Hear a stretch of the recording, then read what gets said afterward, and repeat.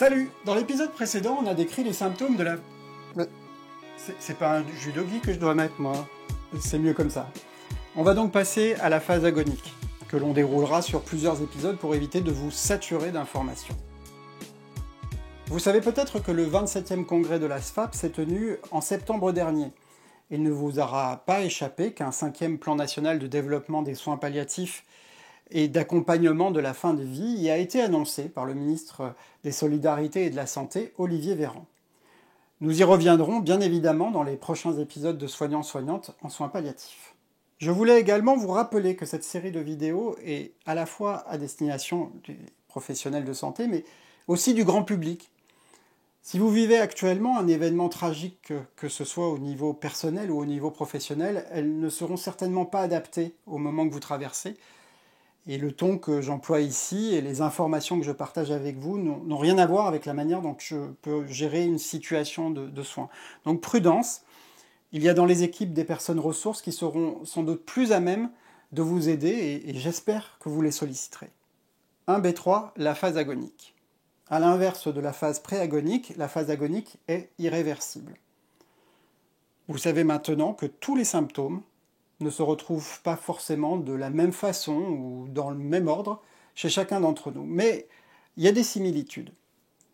La phase agonique se manifeste d'abord par une asthénie importante, parfois accompagnée d'une hypovigilance qui semble maintenir naturellement le patient dans un sommeil profond, sans avoir besoin d'utiliser des thérapeutiques sédatives.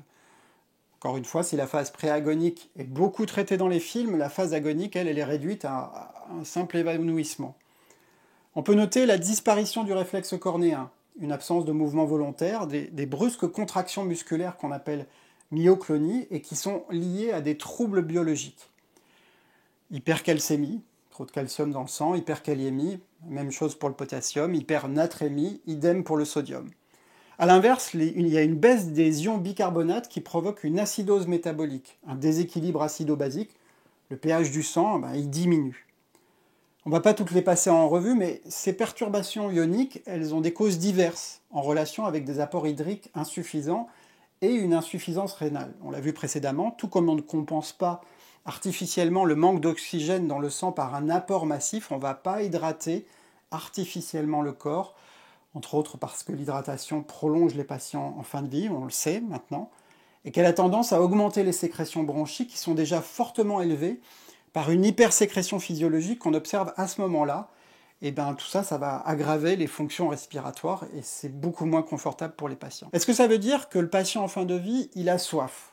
Comme si nous étions privés d'eau pendant des jours? Non. Non, parce que la physiologie de la personne en bonne santé, c'est pas la même que celle qui est en train de mourir, et qu'elle n'a pas les mêmes sensations de faim ou de soif. On avait parlé de l'apparition d'une anorexie chez les patients en fin de vie qui limitait l'envie de manger, voire qui la faisait disparaître. C'est la même chose pour la sensation de soif. Si parfois les patients, lors de la phase préagonique, nous ont demandé à boire, quelques gorgées auront suffi à les satisfaire avec leur boisson favorite. Et l'entretien de la sphère buccale par les soins de bouche, ils sont vraiment importants pour prévenir l'altération des muqueuses. On ne meurt donc pas avec des symptômes de faim et de soif, on meurt des conséquences d'une maladie, d'un cancer ou tout simplement de vieillesse, par le dysfonctionnement progressif des différents organes qui maintiennent un corps en vie. L'arrêt de la nutrition et de l'hydratation, c'est des moments difficiles pour l'entourage. C'est des étapes que nous ne négligeons pas quand il s'agit de prendre le temps d'expliquer aux proches du patient les raisons pour lesquelles nous le faisons.